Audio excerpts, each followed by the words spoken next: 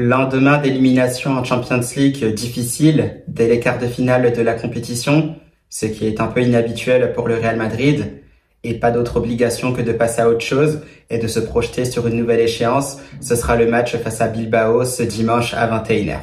Hola a todos y a todas, j'espère que vous allez bien, c'est Bakikune des Madrid. On se retrouve pour une nouvelle vidéo, bien entendu à propos du Real Madrid et surtout de la prochaine échéance qui arrive très rapidement, ce sera face à Bilbao en Liga. Vamos! Bon et bien los chavales, on continue d'avancer, même si c'est vrai que cette élimination du Real Madrid dès les quarts de finale de la compétition fait un peu bizarre puisque c'est quelque chose qui arrive très peu souvent dans l'histoire du Real Madrid, surtout lors des dernières saisons.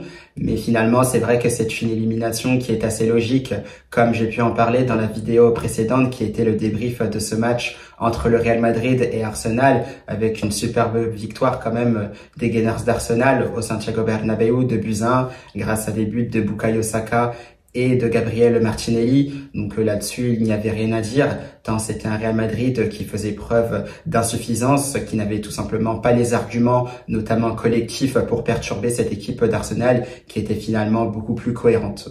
Donc par rapport à ça, voilà, c'est un lendemain de match finalement assez silencieux, peut-être un peu triste au vu de la physionomie. On avait d'ailleurs des articles qui sortaient aussi côté madrilène. On a vu notamment ce qui se passait avec Marca, où on dit tout simplement que sin jugar a nada, no hay milagros. Donc tout simplement pour dire que sans jouer, en ne mettant aucun argument, en ne mettant tout simplement aucune conviction dans ce qu'on propose, sans aucune proposition de jeu, et tout simplement, le miracle n'aurait pas été au rendez-vous. Il n'a tout simplement pas été au rendez-vous puisque les arguments qui devaient être mis en place pour cette remontada qui était tant attendue, finalement, sans tous ces ingrédients-là, c'était quasiment impossible. Et bien entendu, il n'y a pas eu de miracle, comme c'est titré dans l'article de Marca. Donc voilà, maintenant il va falloir passer à autre chose. Donc passer à autre chose, c'est se projeter sur ce match face à l'Athletic Bilbao, donc ce dimanche à 21h. Donc les enjeux sont simples. C'est un Real Madrid certes qui est toujours à 4 points du FC Barcelone, avec ce goal à virage particulier à la faveur des Blaugrana. Donc très difficile pour le Real Madrid bien entendu, avec des enchaînements de matchs ces derniers temps pour le Real qui ne sont pas du tout positifs. Je crois qu'il y a eu que cette victoire face au Deportivo Alavés, donc c'était la semaine dernière. Sinon, il y a eu une victoire assez compliquée. Je crois même que ce n'était même pas une victoire face à la Real Sociedad pour accéder à la finale de la Copa del Rey. Donc voilà, avec toutes ces physionomies, avec ces états de forme, c'est un Real Madrid qui est en grand danger justement pour ce titre dans le championnat espagnol. Et là, c'est un gros poisson aussi de cette Liga qui arrive, puisque c'est l'Athletic Bilbao qui est quand même 4e de Liga, qui est assez décroché effectivement de la 2e place par rapport au Real Madrid, mais c'est un Athletic Bilbao qui aimerait assurer justement sa place pour la Champions League, donc la saison prochaine. Et justement, c'est un Athletic Bilbao qui a les arguments pour. On va justement en parler parce que c'est quand même aussi une belle équipe de Bilbao qui se présentera du côté du Santiago Bernabéu, qui avance bien, qui fait quand même une très belle saison. Et surtout, on se rappelle de ce match aller de Madrid, donc face à cette équipe de Bilbao, c'était du côté de l'Estadio San Mamés, donc en décembre. Un Athletic Bilbao aussi qui aura pas mal perturbé ce Real Madrid, un Real Madrid qui était déjà évidemment en difficulté, qui aura marqué des buts finalement qu'il méritait de mettre, même si au match aller c'était une erreur de Fede Valverde qui aura coûté justement peut-être ce match nul au Real Madrid. Donc voilà, c'est un Bilbao qui a déjà battu le Real Madrid, qui voit ce qu'il se passe aussi autour du Real Madrid, qui voit certainement aussi comment joue le Real Madrid actuellement, puisque l'Athletic Bilbao a un entraîneur justement qui est très performant en la personne d'Ernesto Valverde. Donc voilà, je pense qu'il sait, il a déjà tout analysé. C'est un Real Madrid qui est évidemment prenable, encore plus chez lui. Et c'est un Bilbao qui a les arguments justement pour venir inquiéter ce Real Madrid, pour pourquoi pas prendre justement ces 3 points du côté du Bernabéu. Et ça, on peut tout de suite le voir avec notamment des éléments offensifs qui sont très très intéressants côté Bilbao, parce que c'est un Bilbao aussi qui joue quand même très très bien au ballon. Ça, on le voit notamment notamment quand ils sont à San Mamés, mais c'est une équipe évidemment qui sait tenir, qui sait aussi alterner les temps forts et les temps faibles, qui se projette aussi très très vite vers l'avant. Ça on le voit parce que on a déjà bien évidemment les frères Williams qui sont très très intéressants, notamment Nico Williams aussi qui est très très percutant. Iñaki Williams, lui par contre, voilà, il est beaucoup plus dans les courses en profondeur et qui a beaucoup de puissance. Donc là-dessus, c'est vrai que c'est un attaquant qui perturbe pas mal. Mais voilà, l'élément certainement à surveiller aussi, ce sera Nico Williams aussi, qui réussit déjà d'une part pas mal de dribbles, qui est capable aussi de distiller de bons ballons, qui est capable aussi de marquer. Donc il faudra se méfier de ça. Ils ont aussi le meilleur buteur de leur équipe, qui fait partie aussi des meilleurs buteurs de la Liga cette saison. C'est Sunset, évidemment, qui est à 15 buts cette saison en Liga, donc qui réalise une très belle saison aussi. Donc il faudra se méfier parce qu'il a l'air d'être assez prolifique sur cette saison-là. Et c'est vrai que comme c'est un Real Madrid qui est en difficulté, un Real Madrid aussi qui a du mal à défendre, qui encaisse 1, 2 buts, voire 3 buts quasiment à chaque match. Donc voilà, avec l'état de forme de Bilbao, avec des attaquants aussi qui font partie des meilleurs attaquants de Liga cette saison, voilà, on se doute que Bilbao trouvera certainement la faille pour marquer du côté du Bernabéu. Donc il faudra se méfier de tout ça.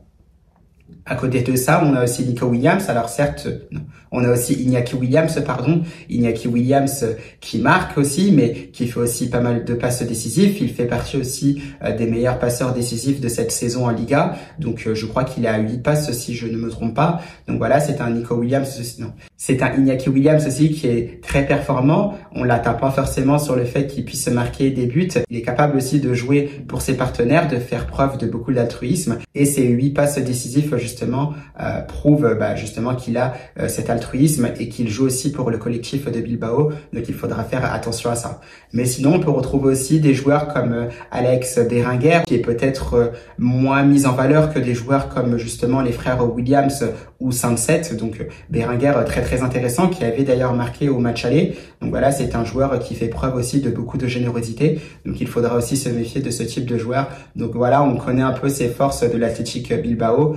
Attention à cela parce que c'est vrai que ça va être un match qui aura certainement beaucoup de qualité, du moins je pense du côté de Bilbao. Pour le Real Madrid, voilà, c'est un peu plus compliqué puisque c'est une équipe aussi qui manque de cohérence. On l'a vu encore une fois face à Arsenal en Champions League, c'est le cas depuis le début de la saison et c'est vrai que ça paraît très très compliqué. D'ailleurs, pour ce Real Madrid, il est clair et net que cette élimination en Champions League face à Arsenal est certainement très difficile à encaisser pour les joueurs, même si par moments on se demande s'ils avaient vraiment envie de se qualifier, s'ils avaient vraiment envie d'aller chercher cette remontada, parce que d'après ce qu'a dit Courtois, c'est vrai que ça paraissait très difficile quand on est seulement une somme d'individualité et qu'on n'est pas forcément un collectif. Donc là-dessus, c'est vrai que je doute un peu si les joueurs avaient vraiment envie d'aller chercher cette qualification, parce que nous, en tant que supporters, tout le club attendait justement quelque chose. Malheureusement, ça n'est jamais arrivé. On a joué comme on joue tout simplement durant toute la saison et forcément, voilà, c'est une élimination logique qui nous attendait, qui nous pendait tout simplement au nez et ça a été le cas. Donc maintenant, comme on le disait, on passe à autre chose. Donc ce match face à Bilbao, donc c'est un Real Madrid, voilà, qui se présentera certainement avec une équipe pas loin d'être titre, parce qu'il y a quand même ce titre en Liga qui se joue. La seule peut-être absence qui pourrait justement entrer en jeu, ce serait celle de Kylian Mbappé, puisqu'effectivement le Français est sorti sur blessure face à Arsenal. Alors pour le moment, j'ai pas forcément eu de nouvelles, ça avait l'air d'être à la cheville. Donc d'une part, Mbappé de toute façon était suspendu pour ce match-là, puisqu'il avait reçu un carton rouge face au Deportivo Alavés, donc d'office absent pour ce match face à Bilbao. À voir s'il sera apte pour la finale de la Copa del Rey face au FC Barcelone, une finale d'ailleurs, on y reviendra, on s'y projettera d'ailleurs la semaine prochaine après ce match face à Bilbao, mais un match très très important pour Kylian Mbappé, mais aussi pour nous madrilènes, parce que on affronte quand même le rival barcelonais, un Barça aussi qui s'est qualifié pour les demi-finales de la Champions League, contrairement au Real Madrid. Donc c'est un Barça qui est en lice pour faire encore une fois un triplé. Moi, en tant que supporter madrilène, rival, bien entendu que j'ai pas forcément envie de voir ce Barça réaliser un triplé. On a cette occasion justement d'une part de les empêcher, mais aussi de ne pas faire une saison blanche dans cette finale justement de la Copa del Rey si nous sommes amenés à la remporter. Donc là-dessus, très très important, et à voir justement si Kylian Mbappé, avec cette blessure à la cheville, s'il sera disponible ou pas. Sinon, pour le reste, tout le monde devrait être là. On a vu que Dani Ceballos aussi était de retour face à Arsenal. Ferland Mendy, pour l'instant, on n'a pas forcément de nouvelles. Alors, je ne sais pas s'il sera de retour face à Bilbao. Je n'ai pas non plus eu de nouvelles sur le fait qu'il avait repris les séances d'entraînement collectif.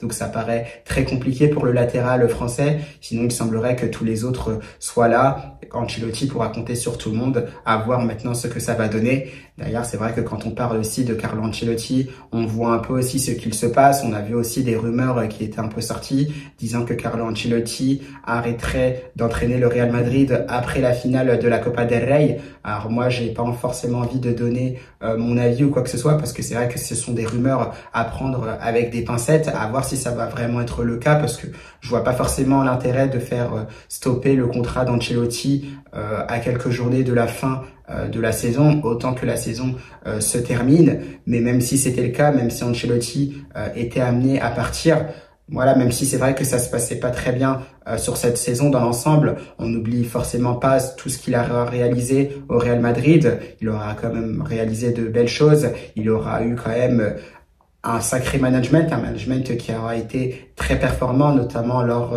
des 2 victoires passées en Champions League. Il aura quand même fait exploser Vinicius Junior, parce que c'est quand même un Vinicius Junior aussi qui aura eu un peu de mal à exploser avant que Carlo Ancelotti arrive. Depuis que l'Italien est arrivé, Vinicius Junior a complètement changé de statut. Il fait clairement partie des meilleurs joueurs du monde, même s'il rate cette saison-là. D'ailleurs, c'est la première fois que Vinicius Junior aussi rate une saison depuis qu'il s'est élevé au niveau des meilleurs joueurs du monde. Donc là-dessus, c'est pour ça que je suis assez indulgent avec le Brésilien. Ça arrive de rater une saison. On a déjà vu d'autres grands joueurs passer au travers de leur saison et de revenir plus fort après. Donc là-dessus, je laisse bien évidemment le bénéfice du doute à Vinicius Junior, en étant persuadé aussi qu'il sera bien meilleur la saison prochaine s'il reste évidemment au Real Madrid, parce qu'on ne sait jamais ce qui peut se passer dans le football.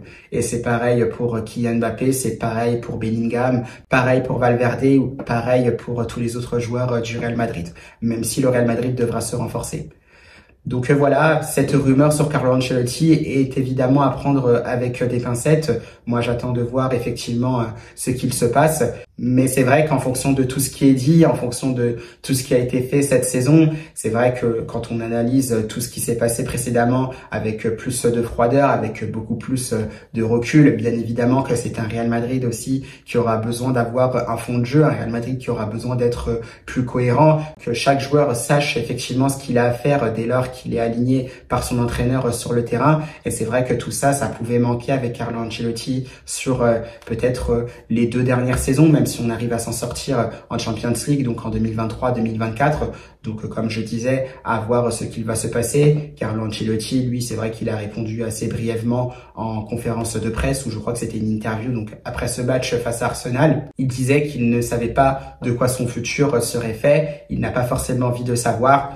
Donc c'est vrai qu'on est un peu dans le flou, il y a un gros point d'interrogation bien sûr sur l'avenir de Carlo Ancelotti. On peut s'attendre effectivement à ce qu'il quitte le Real Madrid, donc comme je disais, à voir ce qu'il se passera. Donc c'est clair que pour revenir à ce match face à Bilbao, l'objectif est simple et clair. On attend clairement une réaction des joueurs, même si c'est vrai que ça devient très poussif. C'est clairement très poussif de la part du Real Madrid depuis le début de la saison.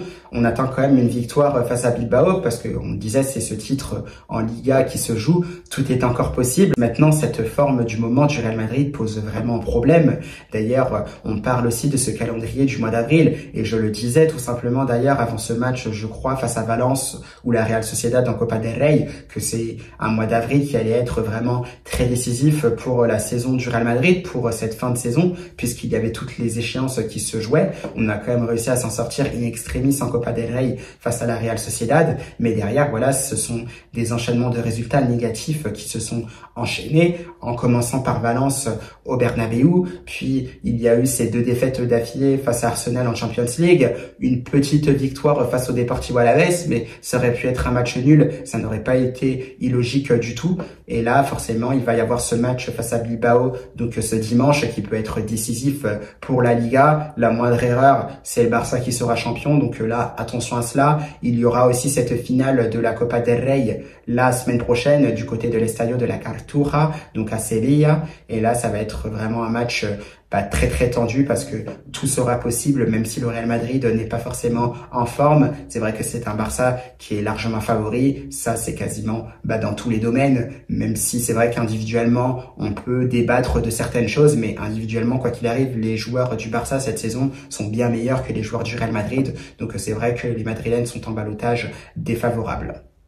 Au passage, Los Chavales, c'est vrai que ce match face à Bilbao, c'est un peu mal parti, du moins sur le papier, parce que si on fait un bilan des matchs du Real Madrid face aux grosses équipes, c'est vrai que c'est un bilan très très mitigé, car si je ne m'abuse, c'est qu'une seule victoire pour le Real Madrid, et c'était en huitième de finale aller de la Champions League face à l'Atleti, et c'est vrai que c'est un match aussi qui était particulier, puisque c'était un Real Madrid qui était déjà en extrême difficulté dans cette rencontre-là, finalement, comme dans toutes les autres rencontres qu'ils ont jouées sur cette saison. Mais sinon, le Real Madrid, c'est une défaite face à Liverpool, c'est une défaite face à l'AC Milan, c'est 2 défaites aussi, je crois, face au FC Barcelone. Là, il y a eu 2 défaites d'affilée face à Arsenal, une défaite aussi du côté du Wanda Metropolitano face à l'Atleti en huitième de finale au retour de la Champions League. Entre-temps, il y a même eu aussi des défaites face à Lille, une défaite aussi face à l'Athletic Bilbao qui est un gros épouvantail aussi de cette Liga.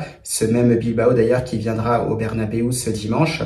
Donc voilà, face aux grosses équipes, donc dans de grosses confrontations, c'est un Real Madrid qui sort vraiment avec un bilan plus que mitigé, une seule victoire. Donc c'est vrai que ça complique pas mal les choses, et c'est vrai que quand on se fixe uniquement là-dessus sur les stats par rapport aux gros matchs, justement, c'est un Real Madrid qui est très loin de ses standards. C'est un Real Madrid qui ne répond tout simplement pas aux attentes. Et là, attention, parce que justement avec un gros adversaire de la Liga qui arrive au Bernabéu, c'est tout simplement une nouvelle défaite qui peut justement frapper le Real Madrid, et surtout cette perte de la Liga donc dès ce dimanche. Mais bon, on espère que ce ne sera pas le cas. À voir ce qu'il se passera dans ce match-là face au Real Madrid et Bilbao.